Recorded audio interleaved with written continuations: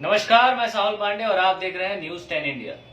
पुलवामा में 14 तारीख को जिस प्रकार का आत्मघाती हमला हुआ उसमें 44 से ज्यादा जवान शहीद हो गए। इस मामले के बाद ये जो पूरा प्रकरण हुआ इसको लेकर के देश भर में गुस्सा है, अभी भी गुस्सा है और देश अपने शहीदों को श्रद्धांजलि दे रहा है। सीआरपीएफ के जवान शहीद हुए थे।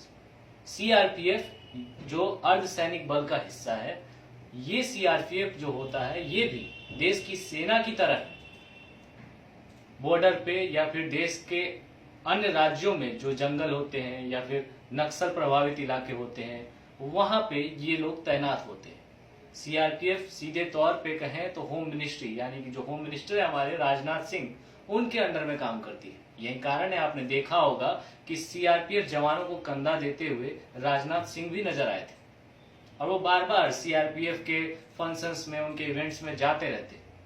लेकिन हमारे देश में कहीं ना कहीं सेना और अर्धसैनिक बलों को लेकर के लोगों में एक कंफ्यूजन है। लोग समझ नहीं पाते और दोनों को एक ही समझते हैं और यही समझते हैं कि ये दोनों एक है, लेकिन इन दोनों में बहुत अंतर है।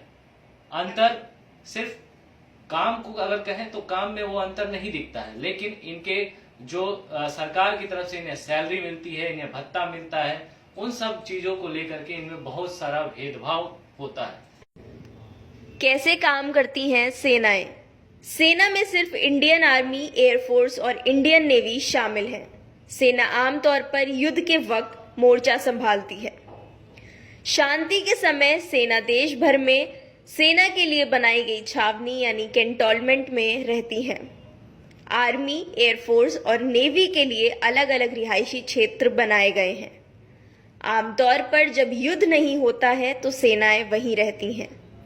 नेवी का काम समुद्री सीमाओं की सुरक्षा करने का होता है, इसलिए उनको शांति काल में भी समुद्री सीमाओं पर मुस्तैद रहना होता है। तीनों सेनाओं में सैनिकों की तादाद करीब 13.50 लाख है। सेना रक्षा मंत्रालय के अधीन काम करती है। सेना में lieutenant, major, colonel, brigadier, major general आदि रैंक होती हैं। सैनिकों को रिटायरमेंट के बाद पेंशन मिलती है। अर्धसैनिक बलों में कौन कौन शामिल हैं? सेंट्रल आर्म्ड पुलिस फोर्सेस के सुरक्षा बलों में CRPF, BSF, ITBP, CISF, Assam rifles और एसएसबी शामिल हैं। देश में अर्धसैनिक बलों के जवानों की संख्या 9 लाख से अधिक है। अर्धसैनिक बलों को बांग्लादेश, पाकिस्तान, म्यांमार, चीन, भूटान और नेपाल से सटी सीमाओं पर ड्यूटी देनी पड़ती है। अर्धसैनिक बलों में सिविल पुलिस की तरह constable, head constable, ASI, assistant commandant, commandant, DIG, IG और डीजी की पोस्ट होती है। अर्धसैनिक बलों में रिटायरमेंट के बाद आर्मी की तरह पेंशन नहीं मिलती है। अर्धसैनिक बल गृह मंत्रालय के मातहत काम करते हैं। आइए जानते हैं इन अर्धसैनिक बलों के बारे में। सीआरपीएफ आतंकवाद और नक्सल प्रभावित इलाकों में सीआरपीएफ यानी केंद्रीय रिजर्व पुलिस बल को तैनात किया जाता है।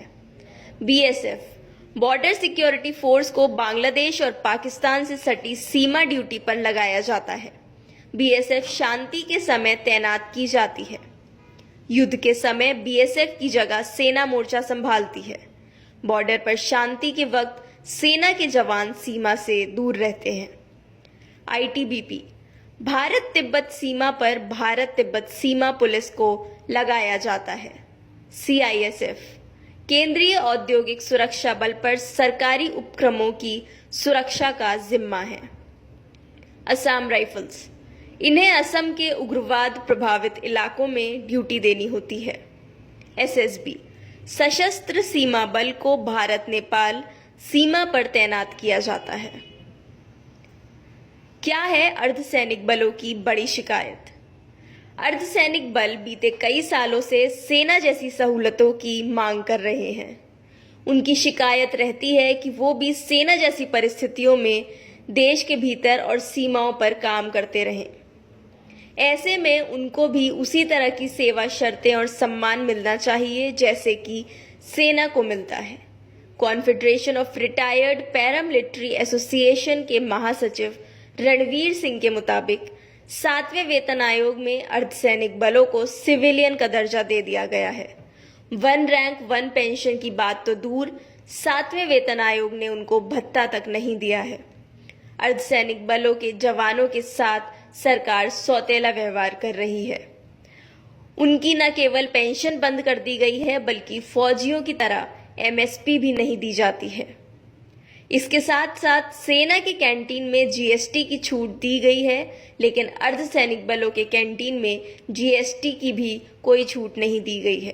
अर्धसैनिक बल यानी जिसमें सीआरपीएफ है, एसएसबी है, आईटीबीपी के जवान है, असम राइफल के जवान है, इन लोगों को पेंशन नहीं मिलता है, लेकिन काम वही सेना वाला ही है। सेना की तरह ही इन्हें भी पूरे देश में सिक्योरिटी संभालनी होती है।